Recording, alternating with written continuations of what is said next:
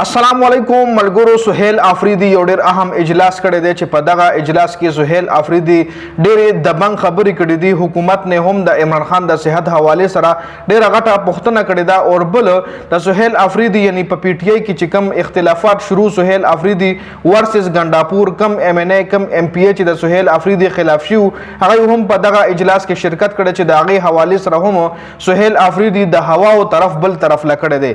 ډیټیل سره په خبره کوم چې سهیل آفریدي په اجلاس کې څه خبرې کړې دي. خو دې نه علاوه په ګلګت بلتستان کې چې کوم الیکشن دی هغه ته د پی ټی آی شاهد خټک رسیدلې چون کې دین مخکې اسد کیسر او جنید اکبر هم تلو چې هغه پر نه خلل شو پلاره کې ارس شو هغه له مشکلات جوړ شو. خو شاهد خټک ځان ګلګت بلتستان ته رسول دي.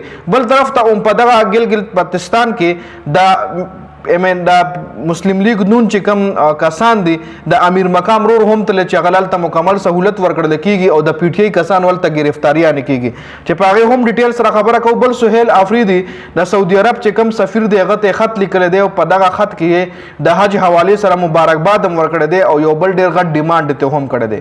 نو ویډیو مکمل وګورئ. ډیر اهم اپډیټس در سره په دې ویډیو کې شریکوم.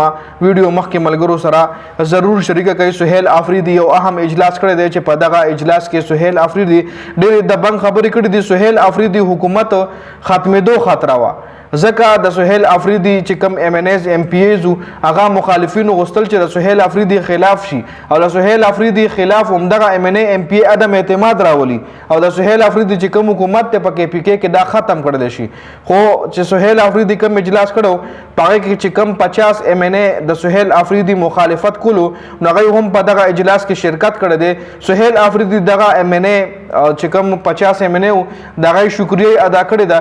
سهیل آفریدي ویلي چې ډېر زیاتې پراپګانډې کې دی خو تاسو چې کم تاسو موجودګي د دې خبرې ثبوت ته چې مونږ څوک هم نشي ماتولې مونږ څوک هم نشي جدا کولې. زمونږ نظریه به د عمران خان نظریه وي.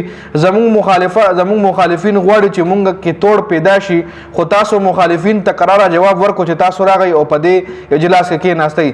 سهیل آفریدي په اجلاس کې د عمران خان صحت حواله سره ډېرې اهمې خبرې کړې دي.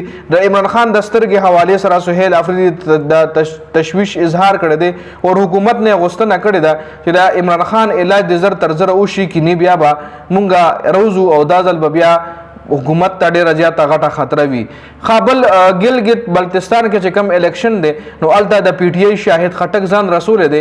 دینه مخکې اسد کیسر هم تو چې هغه هم فیلډینګ سیټ کړي و غریب مل تپرې نه خو جنید اکبر هم پرې نه خو شاهد خټک پتن لګي په کوم لارو ځان رسول دی ګلګت بلتستان ته.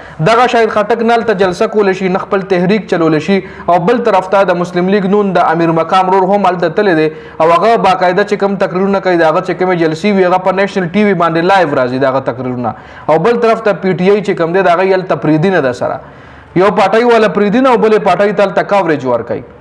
خابل طرف ته سهیل آفریدي سعودي عرب سفیر ته خط لیکل دی او په دغه خط کې سهیل آفریدي د حج د کامیابی باندې زغه سعودي سفیر ته مبارکباد ورکړی دی او ورته دا هم ویلي دي چې زه تاسو سره ملاقات کول غواړم. او سعودي سفیر سره سهیل آفریدي د څه په وجه ملاقات کوي د څه د پاره ملاقات کوي په دغه ملاقات کې څه خبره ډیسکس کول غواړي نو چې کله ملاقات وشي بیا پته لګي. خو سهیل آفریدي سعودي سفیر لا په خط کې د ملاقات کولو ریکویسټ کړی دی چې زه تاسو سره ملاقات کول غواړم. نو په دې ویډیو کې د اهم اپډیټس د حواله سره تاسو سره د تاسو خپل قیمت رائے موږ سره په کمنټ کې ضرور شریک کړئ.